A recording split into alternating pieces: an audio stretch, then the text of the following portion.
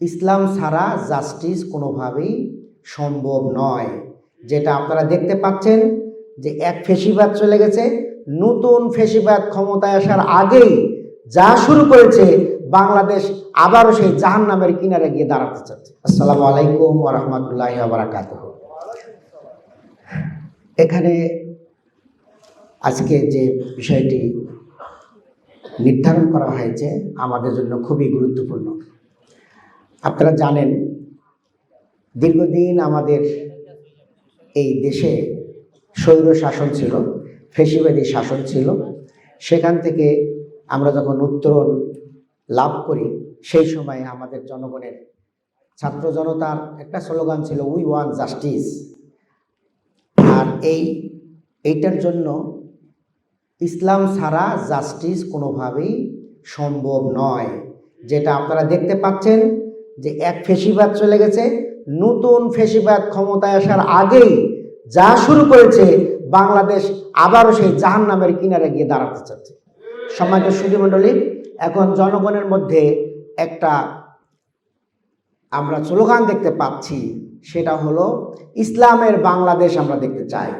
আর সেই ইসলামের বাংলাদেশ আমরা যদি কায়েম করতে চাই তাহলে আমাদের প্রত্যেকটি আইনের কাঠামোগুলো আগেই তৈরি হয়ে যাওয়া দরকার। কি বলেন? সরকারে যাওয়ার পরে তখন তাড়াহুড়া করে এই আইন সেই আইন এগুলো খোঁজাখুঁজি চাইতে এই ধরনের সেমিনার সিম্পোজিয়াম আরও বেশি হওয়া দরকার, যেন আমাদের সংবিধানে যে আইন কানুনগুলো রয়েছে সেখানে ইসলামের সাথে কোথায় সাংঘর্ষিক আছে, কোথায় গ্যাপ আছে, এগুলো আমাদের আগেই গবেষণা করে বের করা দরকার, যেন সরকারে যাওয়ার সঙ্গে সঙ্গে আর কালক্ষেপণ না করে আমরা প্রত্যেকটি জায়গায় আমরা যেন ইসলামের যে সাবস্টিটিউটগুলো দরকার সেটা আমরা দিতে পারি।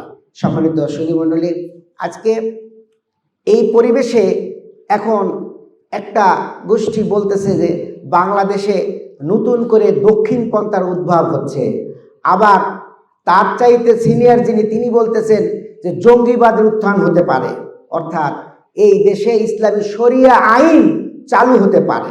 আসলে শরিয়া আইনের যে গভীরতা এইটা মানুষ বুঝতে পারে না, মনে করে যে শরিয়া আইন চালু হলে হাত কেটে দিবে, শরিয়া আইন চালু করলেই মেয়েদেরকে বাইর হতে দিবে না। আসলে সেটা নয়। শরিয়া আইনের যে ভাগগুলো রয়েছে, প্রথমে হলো আকিদা, এরপরে হলো ইবাদা, এরপরে হলো দণ্ডবিধি।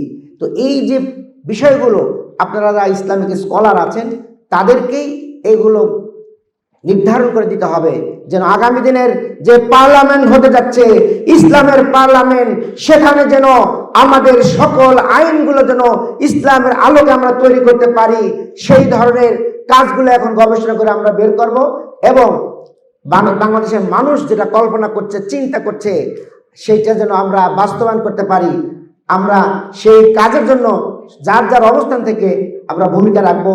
আমি আপনাদের কাছে দোয়া প্রার্থনা করছি যে বাংলাদেশ জামাত ইসলামী এই ঢাকা 8 আসন, অর্থাৎ এই শাহবাগ, রমনা, পল্টন, মতিঝিল এই আসনে আমাকে জামাতের থেকে প্রার্থী করা হয়েছে।